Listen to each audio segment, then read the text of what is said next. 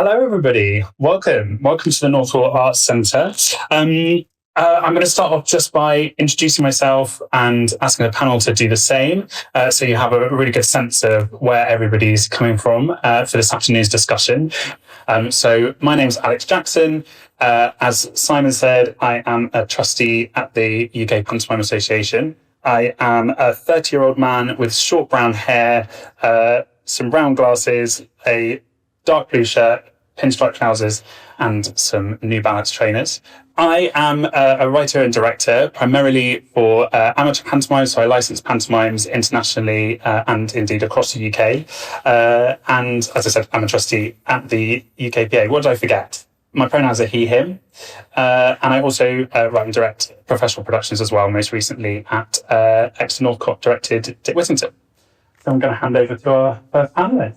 Hi, I'm Vicky Stone. My pronouns are she, her. For the audio description, I'm wearing a black and white dress, and I would describe myself as I make theatre, television and music. That's what I say. I do work across a number of roles. So in terms of theatre making, I do book music and lyrics. So I write scripts, I compose, and I write lyrics. But that's also across other mediums like advertising and TV and that kind of stuff as well. Hi, I'm Susan McKenna. My pronouns are she, her. For the audio description, I am a menopausal woman. Can see the sweat from here. No. And I've got short, blondish sort of hair, and I'm wearing mustard trousers with a sort of mustardy, dark mustard top. I am, and I'm sandals. And I'm a writer, director, and an actor, working across theatre, television, and film. But a big part of my career has been pantomime. Hi, I'm John Bradfield. I am wearing a yellow shirt that is meant to look like it hasn't been ironed. Black shorts, white sneakers, and I'm 40. and 7. And I am a writer. I write, the thing I mainly write is pantomimes. I've done plays, musicals, and a bit of TV, but the thing I do every year is I write a pantomime that is very gay and very much adults. Excellent. Thank you. And Toby. Hello, I'm Toby Hoss. I use male pronouns. For the audio description, I'm a 58-year-old man in a green shirt with cherry blossom on, shorts, red Converse, and clearly as a teenager, I listened to the Smiths too much and haven't changed my hairstyle since 1985. I think that sums it all up. I'm a playwright and a theatre director. I specialise in work for family audiences. I've done a lot of work in adaptation, and I've written pantomimes and directed pantomimes for Oxford Playhouse and for the theatre at Chipping Norton. Brilliant. I'm really hoping this afternoon we can get into some of our panel's processes and how they approach writing. But I thought to start us off, why not go in with what might be an easy prompt, which is what makes a perfect pantomime script? Now, we don't need you to cover everything, but for you, what's the things that you're looking for in other people's work and your own to know it makes a great panto script? And we'll start off at the other end of the line and come back this way if you're up for going first, Toby. Yeah, I think there's a reason why pantomime happens at Christmas, because pantomime is like Christmas, and like Christmas, a good pantomime is a ridiculous assortment of various different things, some of which you want, some of which you don't want, all of which have to be there because it's not a pantomime, otherwise it doesn't have all of these elements. The same that Christmas has to have all this stuff in it. So that's the kind of main constituency. It should look like a quality street tin crammed full with turkey stuffing, a paper hat that you don't want to wear at Christmas, all of that stuff. But then the perfect pantomime script is one where the writer, working with the rest of the creative team, have made choices about all of those random elements, and there is somewhere a thread of logic that holds it all together. So you can say, I know why they're saying that joke and not that joke. I know why they're singing that song and not that song. I know why it's set in that year and not that year. For me, that's what makes the script perfect, is a sense of coherence and choice about something which can be ludicrously random. Excellent. John? Yeah, so I really agree with the idea that with all the random elements and the stock stuff you haven't included, the more that I can fit into and spring out of the story you're telling, that I find really satisfying. From watching other pantomimes, the thing that I always really like is when you're taken on a journey into the world of the pantomime. It's fully imagined, like in a bonkers surreal way. But then within that you've got more than one world. I really like contrasting worlds in a panto. So the home and the magical place, or the city and the castle, the forest, because that then takes you on a further journey. And I feel that having those sort of like really well thought out contrasting worlds, and you don't need even a set to do that. Shakespeare did it with just words, right? But that sense of like a really imagined, however mad, space with like more than one thing going on, that for me makes it a cut above. Brilliant. Susie, what makes a great panto? For me, I think it's story is king or queen, because then you can, if it's a really truthful, heartfelt, beautiful story, then you take the kids on that journey, and hopefully the adults will leave their troubles behind and bring their 5-year-old, 7-year-old selves to the audience as well. And I think the perfect script, I don't know what that means really. Well, a great script, I suppose, is something that has something for everyone. So if you imagine, it's one of the few times that we actually might have anything from 5-year-old, maybe even younger. I've been on stage where I've seen someone breastfeeding on the front row. So it's absolutely, the best theatres, the ones that invite everybody. And there's nothing wrong with that. And so a script that basically has that story as its linchpin, and all the heart and truth that goes with that. But then you layer it, and you never hang around too long. So you might have a layer that's perfect for the 5-year-olds. It might be a character that services that role, or predominantly, or maybe an animal or whatever. And then you go into your 7, 8-year-old, 9-year-old boys, or whatever, girls. You look at what the layers are, and then you're looking then at, you've got your adults who are bringing the kids. What can we put in for them? And then what can we put in for maybe the grandparents or the oldies that want to come? And whatever you put in, whether it's a bastardized version of a great Morecambe and Wise idea that you've sprung out of, that certain people are going to find hysterical, but you don't let it hang around too long, because the kids by that time will be chucking stuff at the stage or be bored out of their minds, and then nobody has a good time. So it's about keeping those 5-year-olds engaged, not hanging around too much or self-indulgent, but having those layers so that everybody feels there's a part that's specifically for them. Yeah, I'm fine for everybody. Yeah. Vicky. Yeah, I mean, lots been covered there, but I think to add to that, the perfect pantomime script for me also serves as a bit of a roundup of the year, both kind of musically, politically. It's one of those forms, when I'm writing a musical versus a pantomime, I'm working on a musical, but a musical, for instance, I'm on a 5th draft of a show that's going into rehearsals in March, and I've been working on it for more than a year. So everything is much slower, whereas in a pantomime, your script is, if something happens and you can respond to it, you can really right to the wire get it. It kind of serves as a roundup of the year, and I really, really love that. I work in the subsidised sector exclusively, which means that I'm never writing to somebody else's set. I'm writing, and then the set's being designed around that. And what I really love to push in the subsidised sector is set design that then also serves rounding up of the year. So it's the visual world of that, because I know that that's where we're lucky in the subsidised sector, that we get a fresh set every year. And I really love to make sure that the script, that all of those great things are in first draft, so that they're in the white card, so that they're in the final design presentation, so that also is that, and that for me is what I think makes a great script. Is being able to do that and be able to do it fresh every year. The Easter eggs in design. And I think I'm really looking forward to digging into talking about some of that. So I think you all kind of write pantos which have a bit of a unique selling point, which is a really nice perspective for us to have today.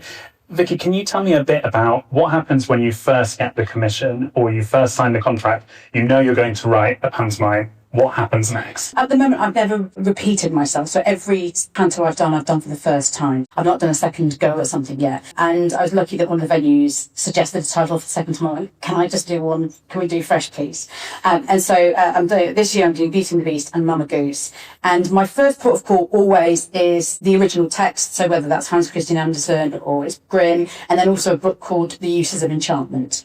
So The Uses of Enchantment is a book that kind of, it's a book from the 70s, and every child is described as he, him. That irritates me every time I come to it in the book. So I have to keep taking deep breaths. But the book is really useful because it reminds you what that particular text serves in a child's mind. So the example would be in Cinderella, the fairy godmother and the wicked stepmother both represent mum to a child. So, and the book, The Uses of Enchantment, always helps you kind of get to those things. There's also another great book that I've started reading. There's an index for all the titles because I'm working on Beauty and the Beast. Is a book called Disfigurement, and it's about disability representation in fairy stories and pantomime. And so I wanted to look about where the problems might be, and I like to find the problematic bits of panto and work out where we can solve them and still make the panto great. And so looking in this book of Disfigurement, it was talking about the beast being portrayed as, because he's different, because he's hairy, because being portrayed as bad and as negative. And so I'm looking about how we can still tell the story of Beauty and the Beast but not make that a negative. And actually it's become a panto about celebrating being different, celebrating being weird, and that's fine, and she's going to accept him as he is. And so it's going to have I like to tweak the endings so that not done spoiler, but I like to tweak the endings as well, so I think that they fit modern morals. To find out, you'll have to be at the New World Booth. Yes. I think that is a challenge with adapting panto, repressing panto, because they're quite conservative stories, right? They're pretty awful. Yeah. I mean, if you really go to the source material, you're chopping off toes. You've got rape in Sleeping Beauty. The original anti-Semitic. Totally, and even worse in places. And so it is about looking at what it is from a 21st century, indeed when I first had a 20th century idea of what that needed to happen in order for it to be more relevant, to hopefully still have morals and stuff, and still have ideas, but switch those ideas up. It's just what you were saying. It's great to marry rich if you can, but it's not really everyone. I'm not talking why kill a giant? Why kill anything? If you're working in... Oh no, we kill us. I think better. Well, I guess I think, it's fair enough with you guys. Absolutely. And it does depend on your audience, does it not? You've got to know your audience. And I guess that's how I started, it was for a specific audience. I think that's at the heart of the issue, isn't it? So, John, how do you think about your audience differently than for a family show? Obviously, you are writing exclusively for adults and for adult humour. How does that change your process early on? Yeah, I mean, so I used to write for a 100-seat fringe theatre that was very LGBT plus programmed, by which I mean mainly gay, as most things usually mean. But then we've expanded to a larger theatre in town, so I've had to think about a broader audience. We need a broader audience. It's more diverse. So my equivalent of the layers is making sure there's stuff that feels niche and that feels like it comes from a queer community, but that everyone can enjoy it. I mean, I've always worked like that a bit, but I've more consciously thought about that now, I think. But in terms of the story, I think it's a 2-hour show and it's not stand-up, so we need a narrative to pin it on. I kind of want all the characters to sort of be, however cartoonish, to be pretty fully realised. And I think I can be a bit more complex with the storytelling. I mean, we had a whole subplot this year about the Dane getting involved in an Amdram production of Camelot, and then that's bringing out into a thing in the finale. So I can go on tangents. I can make the love stories more adult, which sometimes means really, really filthy, romantic Disney-style duets, or it can mean have them get together and then one of them balls up a little bit and then have to rectify that. Have one of them cheat, whatever. I can be a little bit more, it's an adult relationship. Do they want to get married at the end, or do they actually, have they only met 2 hours ago? So they don't get... Look at the Disney Cinderella, so this is a tangent. The prince has no speaking lines in it. He's just he sings a little bit, but he doesn't speak, and then they go and get married. Come on. But sometimes we do go married because actually people accept that we've been adult enough on the journey that we can go, do you know what? Let's give it the traditional ending. It's fine. It gives you the walk down costume, right? But yeah, I suppose it's mainly, there's a freedom to go off on probably slightly too convoluted tangents. Yeah. But then obviously just also, we can just be more adult with the references. Like, filthy. Yeah. And Toby, for you, how do you approach those early days of writing something new? It's interesting that you talk about the problems. I think and this is not just about pantomime, I think there's a difference between dramatisation and adaptation. I think most people could dramatise a book, because what you do is you get the dialogue, you write it out as lines, then you get the description, you write it out as stage direction, and you end up some really dull but very successful shows that are currently touring. But what people who, I won't mention any, although I'm desperate to. But what people who do adaptation do is they look at the source material and they go, where are the problems in this? What don't I like about this piece of material? How do I engage with that piece of source material? And then what the play that they're writing is about their response to that material. It's not just a staging of something. So, for instance, last year I did Sleeping Beauty at Oxford Playhouse, and the first thing I did was go through the story of Sleeping Beauty and say, what don't I like about this? What really gives me the ick about this story? Where are the problems? Why are those problems to me? Why might there be problems to an audience? How do I make those things drive the story? And then if you put the problems on the stage, if you make those the focus of the thing, then you've got something new and original and actually is about the story rather than just a representation of the story. So I agree, it's about the problems, about finding the challenges. New ways of telling them. Yeah. And I suppose finding the tentpole moments in a story that people will expect, they'll want either the pumpkin coach or a thing that is in that space where there should be a pumpkin goat. You need That's to where the find Ladybird books are brilliant. Yeah. Because the 5-year-old understands it, and if you look at a Ladybird book, you go from the beginning and you go to the end. That's your. There you go. And the 5-year-old will be able to hold that narrative, and as if you keep to that narrative and be able to go wherever you want, and you can change it at the end, there and surprise them at the end by maybe not killing the giant or whatever. You've still taken them on that journey because it's enough for them maybe to have hooked into if they've heard about it. And John's right about the temples. There are things that audiences expect so that you ignore at your peril. Because if you don't have those things in, they're saying, where's the play I bought the ticket for? That's called audience expectations. Yeah, You have to serve your audience's expectations. I did a long project with Bristol Theatre School when I taught there, where we toured cut down Shakespeare's to primary schools. And we did a cut down Hamlet. And my process with that is you cut it down to 5 minutes, and then you add back in what you think is justified to add back in. And we got to the dress rehearsal, and we were not doing To Be or Not to Be, as it serves no narrative purpose. It tells us nothing new about Hamlet, and it's a bit dull. So we performed for the theatre school, we performed this version of Hamlet, which was now 56 minutes long, with no To Be or Not to Be in it. And the staff said, well, where's To Be or Not to Be? And I said, well, it serves no function. That you can't take a Hamlet into a school and not do that speech. So we had the slimmest tempo in the world. It was more like a cocktail stick. But there was a moment where Hamlet was going, look, To Be or Not to Be, that's the question. And then we can move on. And it's the same with pantomime, unless you have the transformation scene in Cinderella, unless you have, the cow in Jack and the Beanstalk.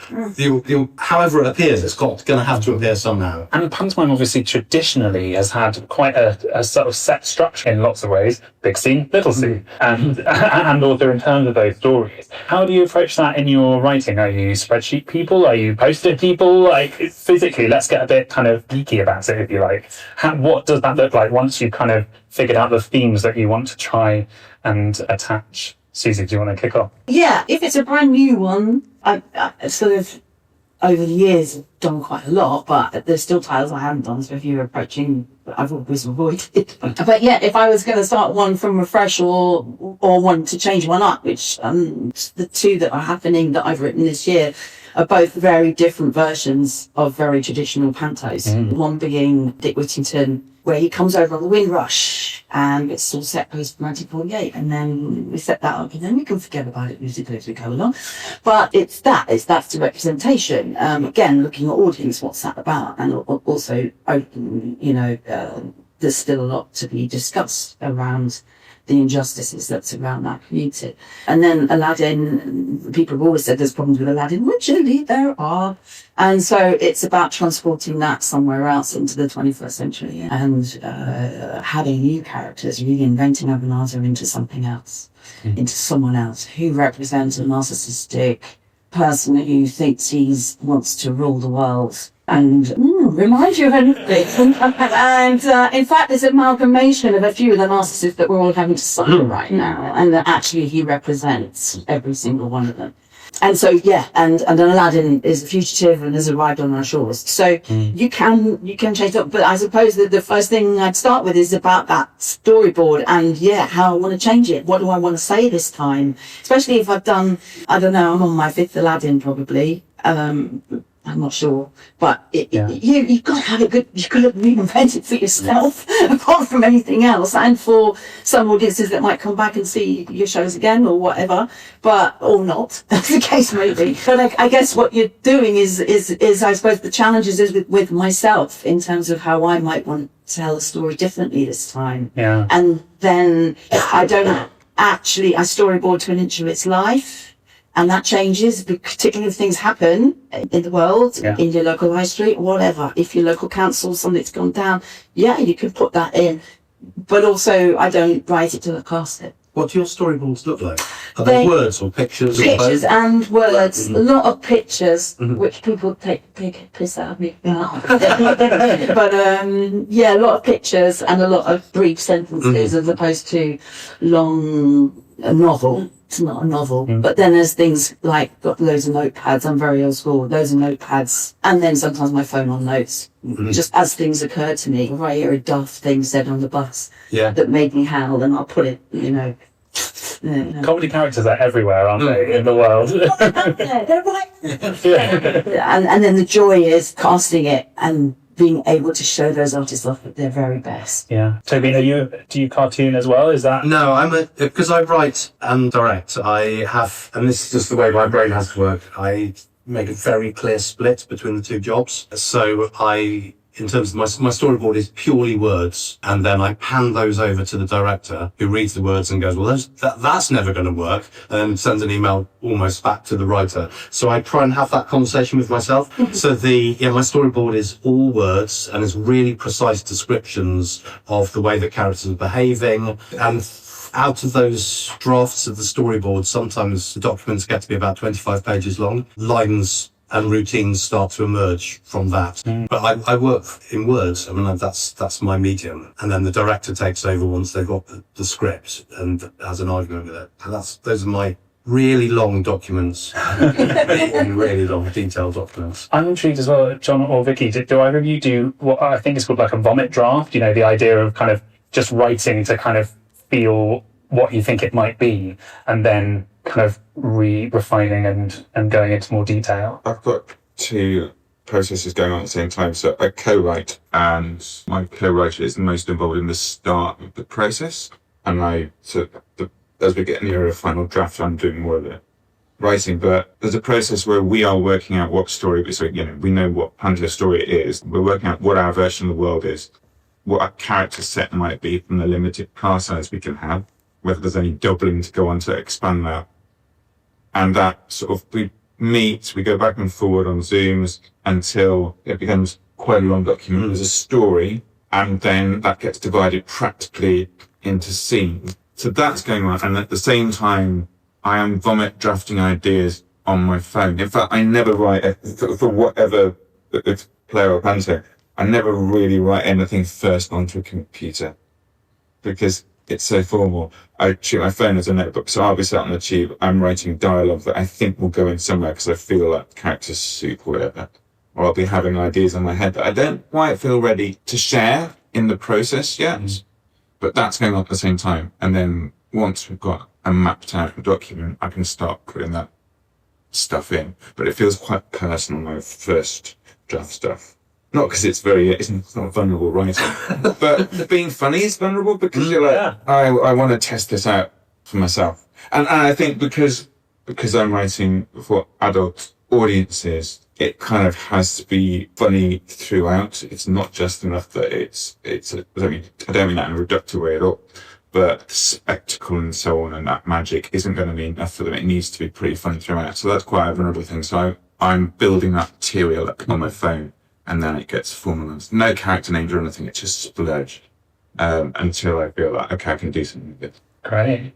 Vicky, you have experience co-writing as well, and also very music-led pantomimes. How does that figure into how you develop your scripts? Well, I mean, because I don't know whether it surprises you guys, but because I'm in the subsidised sector with artistic leadership, all of my scripts have very, very specific date-led points where the artistic director feeds in. So before I write a script, I write a treatment, and that's both. So I'm at Theatre Royal Stratford East and New Wolsey Ipswich, and the process is exactly the same. So there's a treatment first, which is it's sort of a synopsis-ish, but that's mainly, a lot of my shows have some kind of quite like kooky or sideways characters, and it's to make sure that the venue's on board. So for an example, last year there was a non-binary dragon in Sleeping Beauty, and that character was actually it's Sleeping Beauty's best friend, and that character was going to wake up Sleeping Beauty. So there's a few points that you kind of want to check that the venue as a whole, everyone's kind of on board with these ideas. When I did Cinderella, it wasn't going to be a pumpkin, it was actually going to be a gerbil that became a giant blind gerbil. And not everyone was on board with giant gerbil. And I honestly wish they'd helped me. I just haven't. Still not on. When you're in tech, you're looking at the thing, you're like, oh god, I made a terrible mistake. Too late. It's escaped. So the treatment and the artistic director feeds in, and then the drafts actually come quite quickly in the feedback stages. So I write a draft. I wouldn't call it a vomit draft because I kind of know what I'm going. But I'm co-writing at the moment, and I'm co-writing in a really interesting way. So Mama Goose, obviously we've not called it Mother Goose, we call it Mama Goose. It's for Stratford, and we pitched it to a number of London venues, and luckily Stratford absolutely jumped at it, and I was really pleased about that because that was our ideal place where we wanted it. But I'm working with a writer and director, and we're co-writing and co-directing. So the blinds are really blurred as to who's doing what, and I think that's going to be really good. Tonda is from Zimbabwe, and our mama and her family are African, but live in Stratford, and we are trying to make sure that the show really serves multiple communities at the same time and really genuinely. So and Stratford are being really brave with us as well, and we're really excited about being able to hopefully do everything all at once. By the fact that and we can make some really, really brave choices, and I'm really excited by that. But in terms of the co-writing, we did the treatment stage together, and then we just decided I know how many pages I can do per day. I write on something called the Pomodoro technique, which is a 25-minute timer. So I do 25 on, 5 off. I know if I do 8 of these, my page count is between 9 and 13 pages. So I basically put on my timer, and I do my 9 to 13 pages a day, and I passed it to Tondra and went, you do the next day, and he'd pass it back. And I'd never done it like that before. And we just thought, let's see, and you'd read the other person's work, and then we both got on Zoom and read it and refined it together. And he was tremendous as mama, and it was very hard giving the roles to someone else. And that's how we refined it. And I've never ever worked like that before, but it was really, really good because I think the product is going to be really interesting as a result. You mentioned the flying gerbil there. I suspect there might be some other ideas that the panel have had over the years that have maybe been tricky to pitch or tricky to get across the line. How do you approach something which you're really sure is going to work and be innovative or interesting? You're never sure. you think it's going to work, but you need to convince some stakeholders, maybe the artistic director or your director, the producer. How do you approach that? Toby, kick us off. Oh, blimey. Just blind conviction. It's ridiculous faith. Really good at selling an idea. Because some of the ideas are just stupid. And that's the joy. That's part of pantomime. There's some of it is just stupid. And you need to kind of embrace that. It's like anything where you're addressing an audience, you have to be aware who you're talking to. So if you talk to an artistic director, what is that artistic director? Now, what's their agenda? What are they worrying about? Who are they having to answer to? So how do you sell the idea that your cow's going to look like Kevin Rowland? For that particular artistic director, how do you then sell that to a wardrobe department? How do you then sell that to I find marketing are the hardest ones, actually, because they're constantly trying to work out how they're going to sell this thing. And you made a cow look like Kevin Rowland, but only people of your age would recognise who Kevin Rowland is. And can't you just have an ordinary cow that's so much easier? That's where the problem often is in the marketing. But I just have to stick with it. I chose the idea of the cow as Kevin Rowland. It still makes me laugh. This is 2.5 years later. I still find my own joke that funny. There's a cow in dungarees with denim others. It still makes me laugh. Therefore, I think it's a good idea. That conviction. Yeah, absolutely. John, you've worked in a couple of different venues, but you're also part of the producing team as well. So that must be a really interesting dynamic. Yes, I have to persuade myself and my and my mate. Yeah, so I suppose when we were above the Stag, I mean, they were commissioning us to do it. I mean, there it was normally a fight for an extra actor or whatever. But actually, they were pretty ambitious with what we could stage in that small space. And also, the guy who ran it and founded it always claims not to like or understand pantomime, so was kind of trusting us to do it.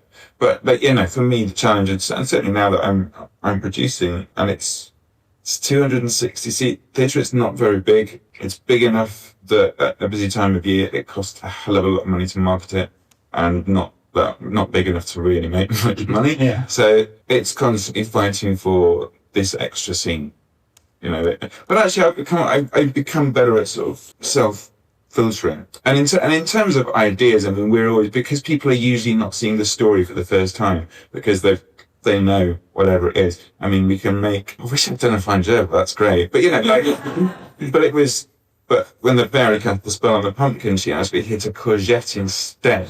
So you had a very phallic coach come out when we did that, right? And people get it because they know it's meant to be a pumpkin. I mean, I don't know. I kind of wanted to go a little bit folk horror this year with Beauty and the Beast. And I did get a bit of slightly sciencey folk horror. And I got a bit of resistance from the team going, it is people's panto, right?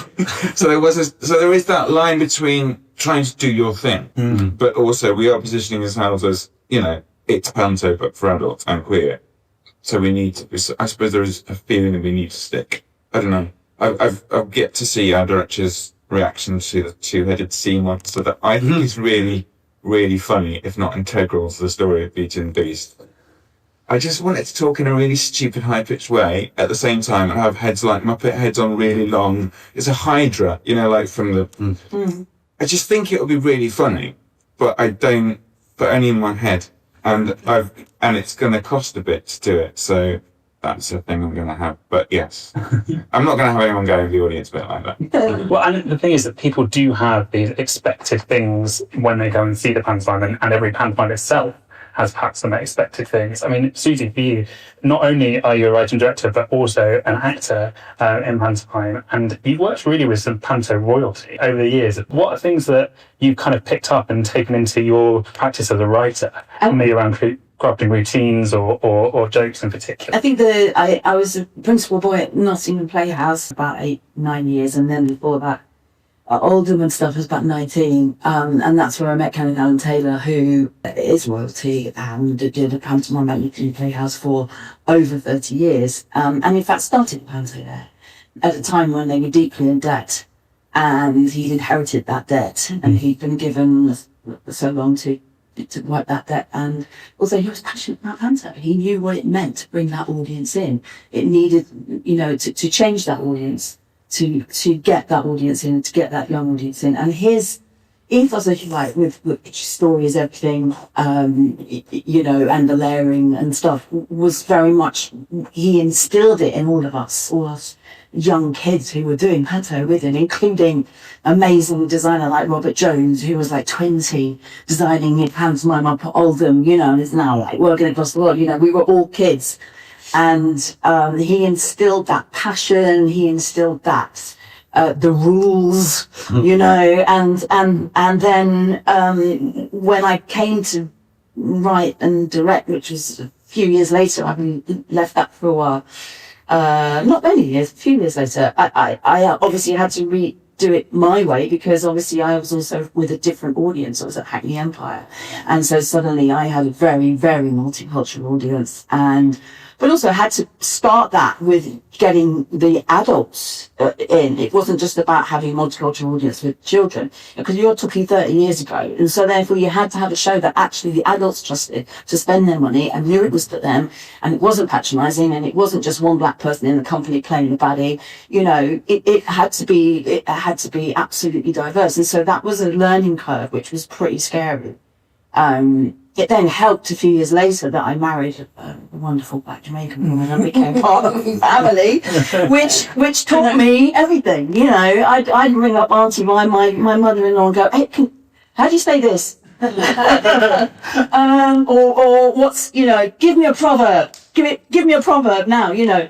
And they were very critical of it, and to help me, and I gained confidence by doing that, being able to write that diversity as a white woman. You know, I relied heavily on the cast, especially when you're changing it up. You know, you've got to trust them. They know more better than you, and therefore, where are they going to take that character? And that can happen early on, especially once you, like 22 years at Hackney, you have a team and you have people that come in and out.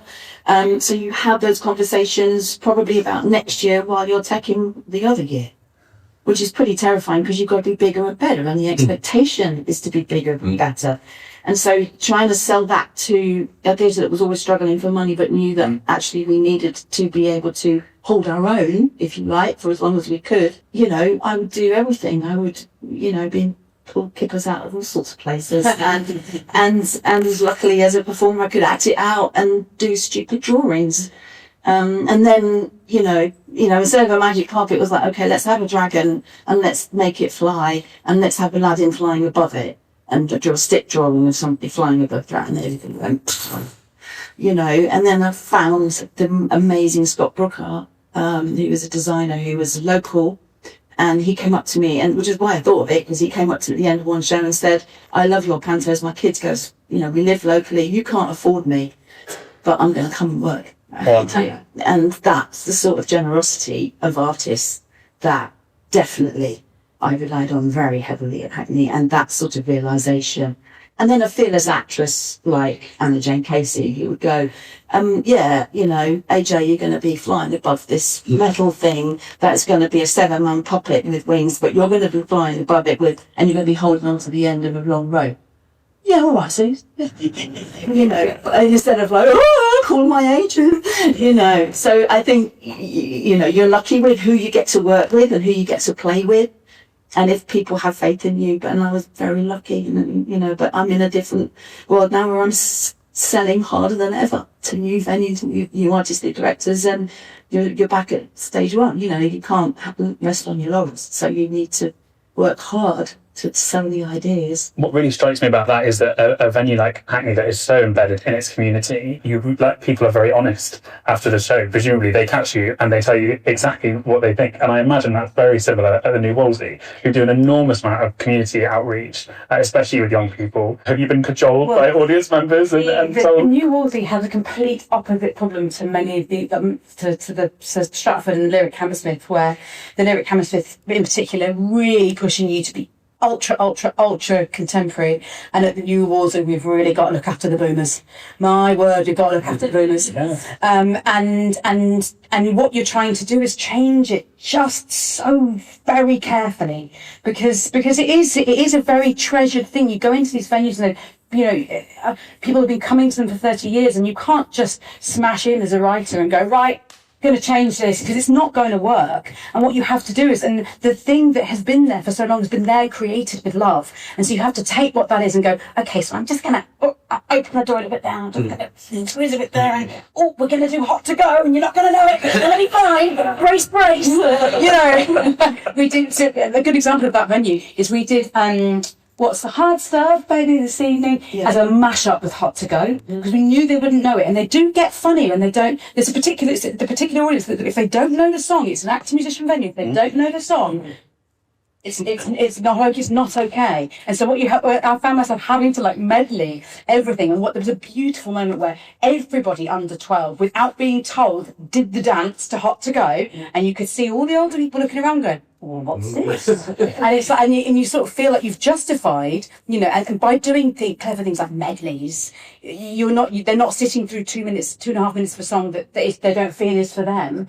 You just go, "Oh, this bit isn't for me," but but the chorus I know. And I think that's a lot of our jobs really with venues and performers that have been in venues for a long time. I think you have to approach change slowly and carefully, and that's what it's been like at the New Wolseley. But it's been great, and I really enjoy working there. They are an extremely they're an extremely forward-thinking and open, generous venue with fantastic artistic leadership.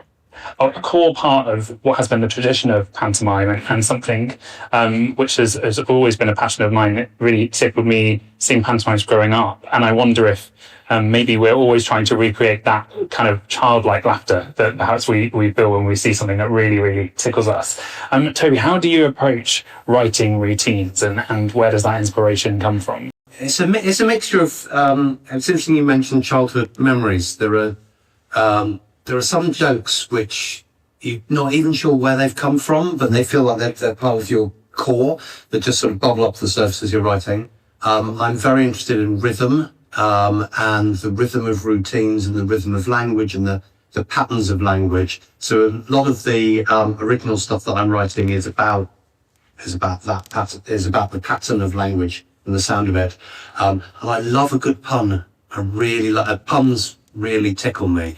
And the fact that puns can take you into other directions unintentionally. I'm writing a character at the moment for the Dick Whittington that we're doing at Oxford Playhouse, who speaks in malaphors.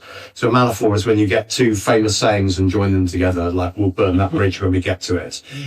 If you start with a malaphor, as Karen says, "we'll burn that bridge till we get to it," and then take that malaphor literally, that will plunge your plot into all sorts of interesting and strange directions. I suppose it's a very Oxford thing, sort of Lewis Carroll, that kind of intellectual play of wit. So those things make me laugh. But deep down, the thing I find the funniest is someone being kicked up the bum. It's just really funny. Or being hit on the head. Slapstick. And then, linking back to what I first said, finding the reason why the slapstick is there, making the slapstick matter, making the outcome of the plot depend upon the outcome of the slapstick, rather than it just being, "we're doing the slosh scene now, and it's the slosh scene, here's the funny music, and that's the end." No.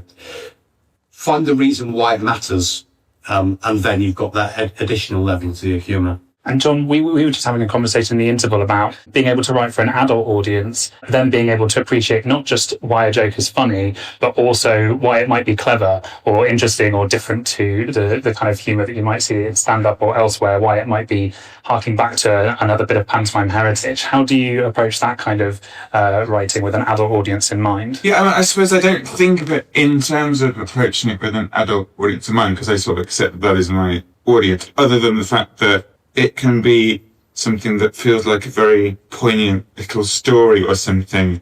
And it could be, but then it is building up to some very unexpected, filthy payoff that sort of doesn't necessarily undermine, or you can just put in quite specific references. I mean, there was a line in last year's where Dane was like a former actress who'd fallen on hard times, and she was talking about dear tragic Julian that used to set her wigs. He was always sobbing. He said, "Well, he was a gay man of an age. He lost a lot of friends. Not from AIDS, he just had one of those personalities." And so you can play with like the knowledge of your audience, but there's still a little bit of sort of pathos depth going on at the same time. So I suppose it's balancing the crass wit with a bit of clever build-up, and also trying to get a sense of a bit of heart to it. Yeah. All at the same time. I mean, in terms of an adult audience and routines, so like slosh moments or so on, we've learnt certain things. So a slosh routine doesn't really work for an adult audience unless it's really messy, or unless they can find a real moment to get themselves in it. Because adults being silly is really taboo for kids and really fun. Unless you're like, 2 years ago we did one where we had, it was a routine with buckets and sponges mopping out the stable. Put a bit of foam and wet on someone's place or get them wet, but only as wet that the stage manager is really happy enough with, right? You might as well not do it, and we might as well not have done it. And then quite quickly, it got supplanted with, this sounds disgusting, but I mean, literally, all people were seeing was water shooting out of a hidden water pistol into someone's face. But if they think that water shooting into someone's face is horse semen from the pantomime horse, you get an amazing, reaction. You then get a nice scene change moment where someone's having to mop it up, right? So that then leads into a little bit of visual play. So we always have to think about that and not be ambitious with the slosh stuff. And then also just trying to tie things into the story. So I was really pleased with it. I finally did a haunted bedroom 2 years ago. And I researched so many, I read so many, and I thought, here are things I really love. And here are things that I don't love. The painting that comes to life with the hand that, portrait on the wall, but as is a bit gropey.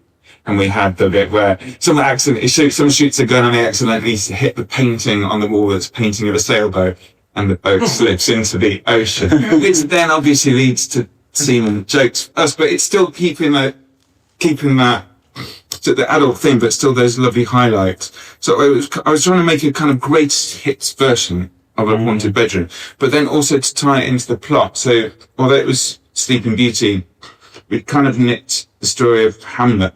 So the dame was Gertrude and was married to the villain who had murdered her first husband, his brother. And so the ghost that they eventually end up talking to after all the stupid routines is his dead father, who then gives you information for the rest of the story. So it was a way of sort of coming out of the story into what was a recognisable routine. And you want an audience to go, oh, we're in for something here. Like, certainly with a slosh scene, the minute you roll out like a table with flour and water, or we did like an ice cream machine once. As soon as you reel out an ice cream machine, like that big, it looks like a piano.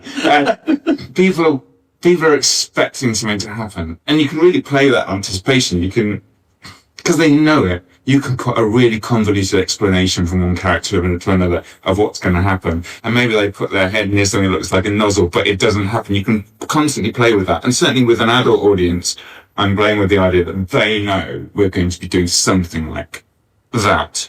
But also that anticipation does mean sometimes it's better not to do it, because sometimes you can't quite meet it. That plays in as well with working with actors of a caliber who are able to understand all of those tiny little nuances. I mean, Susie, you've been lucky to work with some really phenomenal actors like Clive Rowe over the years. How do you work with actors to really bring that comedy alive? I very much like with Tony and John that I do storyboard it so it has a story. So if it's a routine, it's, for example, a slop, or even if it's just a wordy routine or whatever, it has a story, and there is a payoff, and there might be payoffs as you go along, and you want the audience to be willing something to happen to a certain character, put it that way, or it all happens to one character, and then somebody gets it quite randomly, and so it's always got to have a story. I guess I'm a silent movie buff. I love physical comedy, but I also love cartoons. And so it's a real mix of my passion I love cartoons. And so it's sort of that. And then when I've got gifted artists like Clive, like Timmy Kempson, those funny boned people, you let them go with it, and we work it together. I mean, it is written. And it is written absolutely as it is, but then we play. That's what we do every day. We come to play. That's what it's called, play. That's why we play.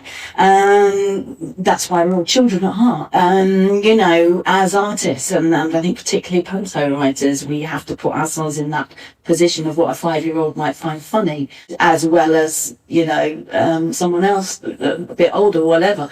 And so I think, you are gifted with the artists you have. You can find something out, or someone as physical as Cat B, who just used to be able to drop into this, as ugly as this, could drop into the splits and then do a machine noise that sort of lifted himself up off the floor. You're gifted with that sort of clowning, that is quite amazing, and that they make my basic storyline, basic routines amazing, because that's what they're bringing to it, you know.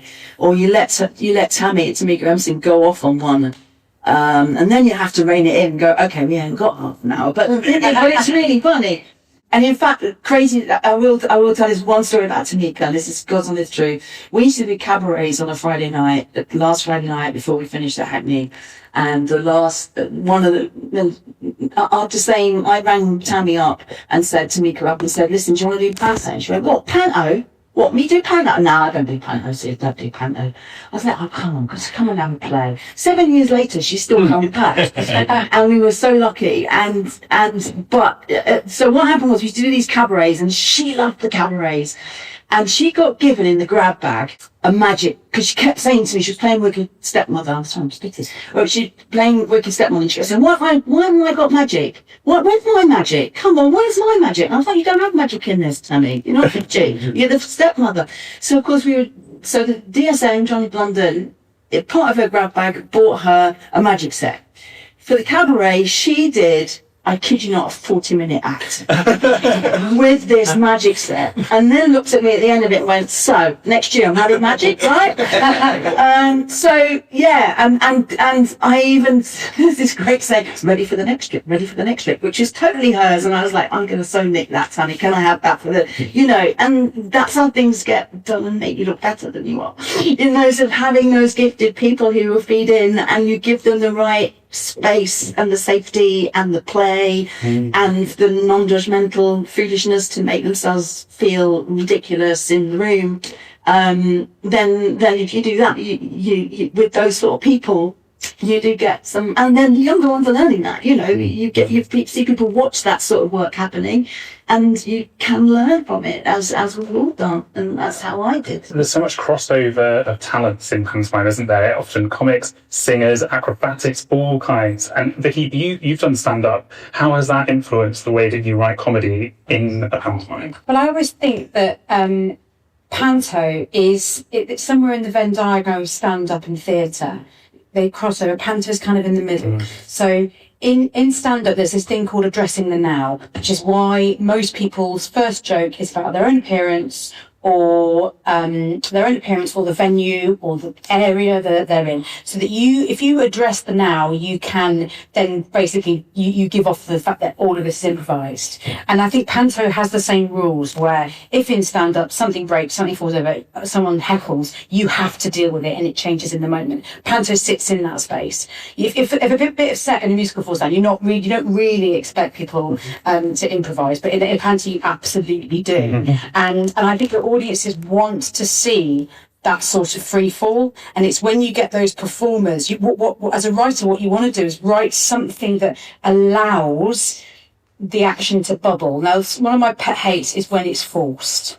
You know, when you've got false corpsing, when you've got, you know, you have to find that moment organically. You have to. But as a writer, you can't overwrite it. I overwrote it last year and it didn't work. And so what you have to do is you have to chuck in what you think might be the alchemy. An example of it working was in Aladdin. That it was the year that sea shanties were big, and so I can't remember why it was, but they all were going to they needed to sing the sea shanties. I can't remember why. They did. But they did. You know, that one, so they knew that year. And in it, Aladdin was putting on a pair of thigh-high waders. And in order to get the kind of hilarity that the audience think is spontaneous, he just needed to put them on backwards. So he just accidentally put on the waders backwards. And what that meant then is that it wasn't forced. It wasn't a forced moment of it going wrong. But you've got that moment of addressing the now. You've got that moment where the audience have that shared communal experience that they think it only happened that night. And that is part of the panto alchemy. And as writers, all we can do is chuck into the mix what we think is going to work, and then everybody else, the director, the talent, have to then do the rest. And if it's not working, you have to abort. And you know what I mean? There's nothing worse than that moment of putting that type of routine and it's not real, because we always know that too. Before we started, John and I were talking about those jokes that accrete other jokes during the course of a run, and they always start with an ad lib or a little improvised moment or something which you get a response back from the audience as a performer, and you go, oh, that's nice. And then you do it again and you get the response back, you go, oh, I like this. And it comes a third time, oh, I really like this. And then you do it one night and it doesn't happen. And at that point, the skilled performer goes, well, I'm not doing that again. Yeah. However, what most performers do is they become addicted to the response. So then do it, but they add something else. And so 6 weeks on, that tiny little moment of ad lib has now become a 10-minute routine with all sorts of things justifying their own existence. And it's completely meaningless and has added nothing to the show. And that's the real skill, isn't it? Is knowing when to stop. No, go as far as you can with that joke, and then when it's dead, it's gone. Find another one. I always think about pantomimes past which ran for months and months, and the thought of the show running time getting sort of gradually longer and longer as you go on. But actually, the joy of working with actors who, like you say, do know where those lines are and can really pick them is, I suppose, is writing characters for them. If you know that they're returning every year, and obviously pantomime has a lot of these kind of stock archetype characters which you can then play around with. Vicky, your work is often very experimental in that respect.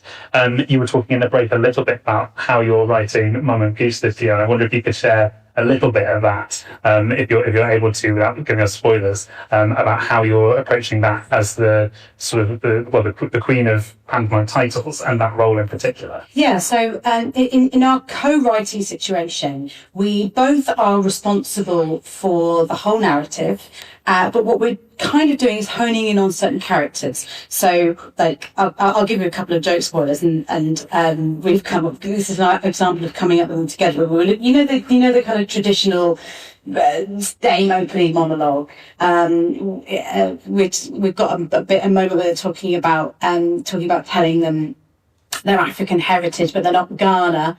Sorry, did you hear that at the back? Can you hear me? You know, and so it's kind of like being able to be authentically being able to do that sort of thing, having the permission. And so my co-writer Tonna is very much kind of in charge of making sure that the dialogue of Mama and the son in particular is representative of West African heritage, and also making sure that kind of from a design perspective it feels really authentic. And that's actually quite challenging because we have doing the design it's been really interesting. We've not got Mama Goose right. It's going backwards and forwards because every time, what you're trying to do is find something that's authentically representing the character that you want to represent, but also has to be ramped up for panto. And then that's sending it in a direction that's turning it into a bit too carnival, or it's not quite representing the authenticity of the character that we want. So that we are finding a challenge because we haven't got visual references because we don't think really it's been done in the way that we're looking to do. So we can't, you're looking through panto costumes of other days and not finding anything to help the designer. And so those elements have been really challenging. But it's nice to take some risks, I think, because it's not an easy genre to take risks because there's so many venues are propped up by their pantomimes that taking a risk can feel very scary. Yeah, it's a hard sell. Yeah. And also, I think now there's more sensitivity in general. And there was a time when there was no diversity in pantomime. And of course, then now there is more, thank God. And there are more women writers, no disrespect, but in terms of there's a different sensibilities being fed into it. And I think, but without a doubt, I think, you're treading a fine line, especially when you're dealing with cultures, especially whatever you're doing. And it was always like scary. So many people said to me, I'm not sure how, I don't know if you can make a pantomime out of Windrush, and that was good friends. And I was like holding the line on it because I was doing it for the right reasons, I hoped. But it was always blimmin' scary, and then as we bled through and you had him standing there on the Windrush singing Luther Vandross's version of Impossible Dream.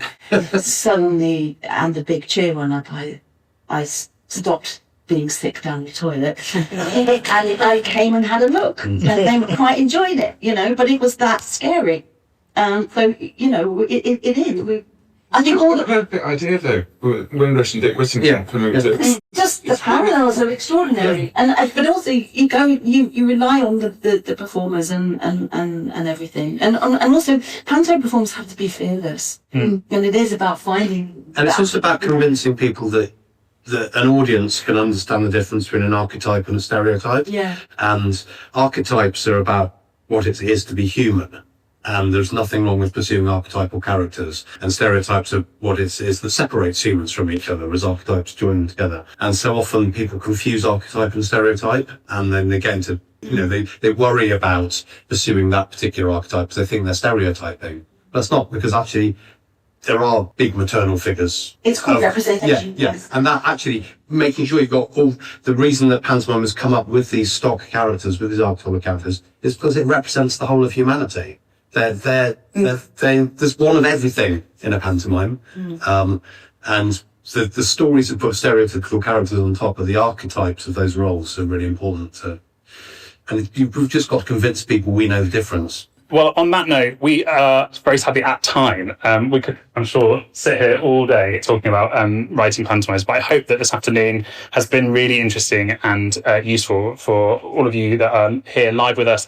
I just want to do some quick thank yous. So a massive thank you to Ria Parry and Amy Walters and everyone at the Northcott Arts Centre for lending us this beautiful space to have this conversation in.